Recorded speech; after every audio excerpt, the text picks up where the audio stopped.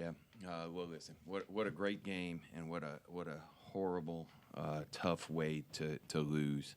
Um, feel really really badly for our whole roster with how we lost, but also have a tremendous amount of pride in the fact that over these last 3 days we really came together as a group.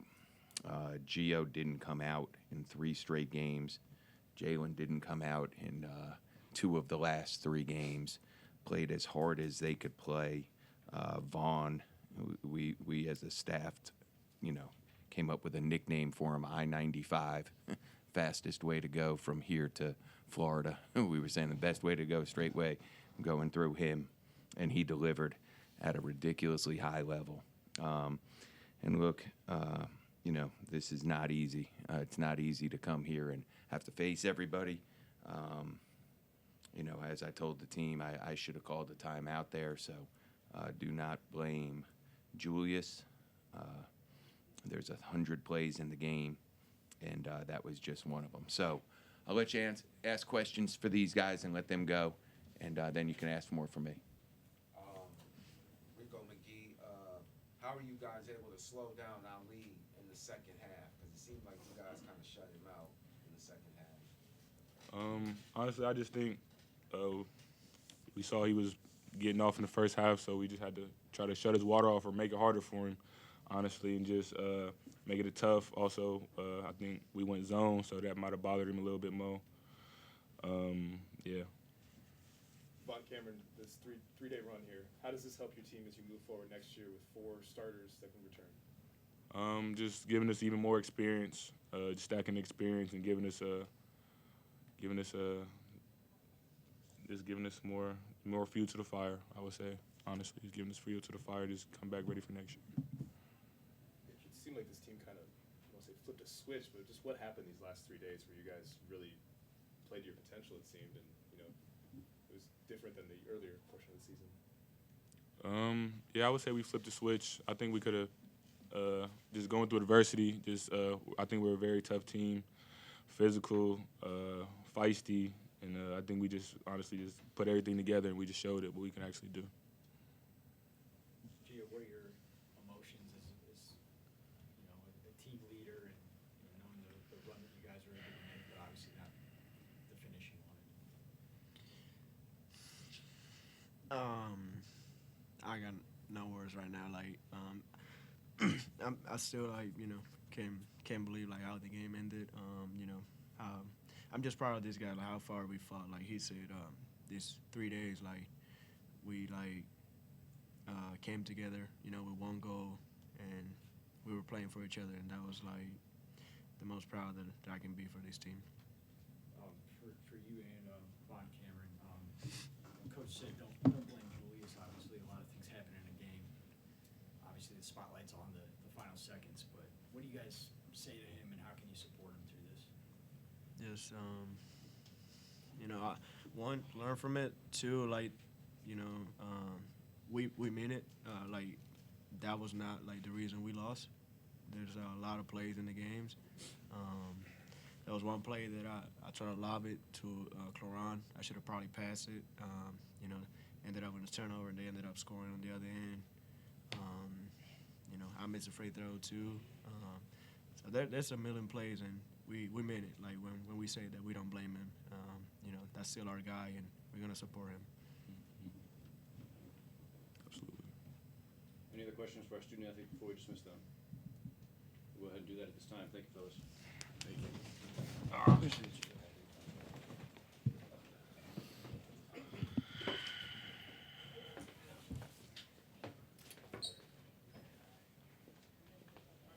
Rob, I know how tough it is to lose in that manner. Did Julius just lose track of score situation?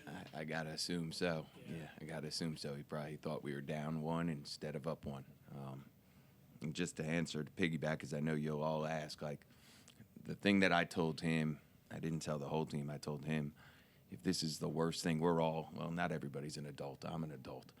If this is the worst thing right now, it's probably the worst thing that's ever happened to him right now. But if it's the worst thing that's ever happened to you when you're 50 years old like I am, you've lived a pretty charmed life. So tomorrow the sun will come up. It'll be a little cloudy for me and for our guys, but the sun will come up tomorrow. What did you guys do differently today compared to the first two matchups as far as game plan or X's and O's, or was there nothing? Yeah, just we made a conscious effort here over the last couple games, make sure we get it into Vaughn, and when we could in the half court, he did a great job. His confidence and growth just over the last week and a half, 2 weeks has been unbelievable. We're playing zone because of our numbers, and that really seemed to bother them as it did Toledo, as it did Bowling Green. And we just played really, really hard, and you know what? We were one play short. When it's all said and done, we were one play short. Rob, just what Solinger, I mean, I think 15 points. 19. Or 15 consecutive Oh. on the stretch. Yeah, I didn't even realize that. Yeah. And then also, can you kind of take us through what you thought of the final attempt? Well, you know what?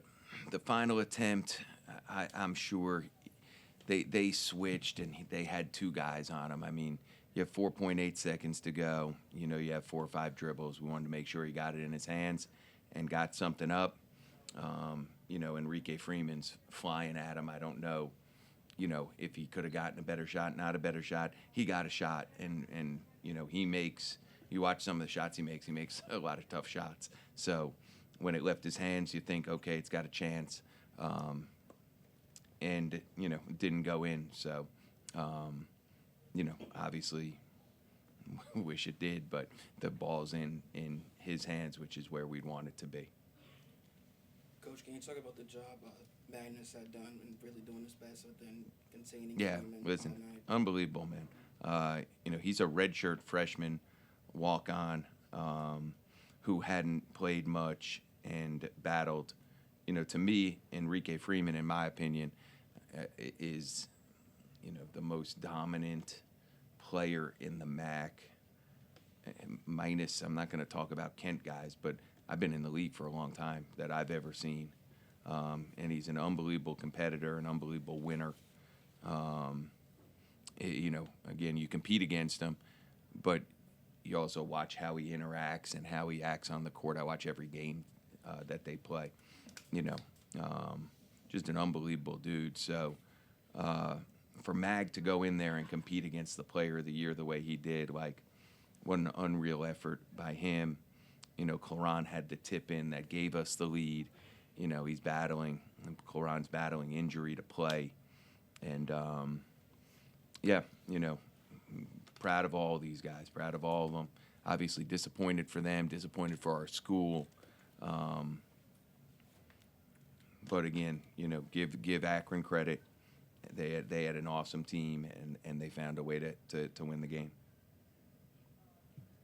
You and John are friends off the court, it seems, right? Bro? Yeah. So, I mean, how does the interaction go, you know, ahead of a game like this and then following a game like this? Well, you know, first of all, you know, we're supposed to hate each other because of who we are and they are, and I get that. But at the same point, you know what? I have friends that are Akron grads who are friends with Kent grads. So while the rivalry amongst the schools in basketball and in all sports is really, really high, you know, I know there's a lot of people where people are married. It's a Kent graduate, an Akron graduate. Like, you are allowed to have a friendship with other coaches. I've known him well before he was at Akron. And, you know, I don't want to lose to anybody. I certainly don't want to lose to Akron. But you know what? John's an excellent coach and a really good person. And, you know what? Happy for him and his team. You know, and for guys like Freeman and Tribble in particular, those guys, 5-year guys, for them to go out on top, you know, good for them. Sucks for us, and good for them. With the future of your program, you got 4 starters there that can return. Yeah, you just don't know in this year. You know, this isn't the time to talk about who's going to come back and who's not going to come back. I just don't know because of how this transfer portal works. But obviously would love to have all these guys back. You know, we have a chance to have a really good group if they do come back. And hopefully tonight, I heard Vaughn say, adds fuel to the fire. Hopefully, a good core will come back, and we can see if we can grow from this and maybe, try to get back here again next year. Thanks, everyone. Thanks, sir. All right. Thank you. Thank you, guys. Coach, thanks, guys.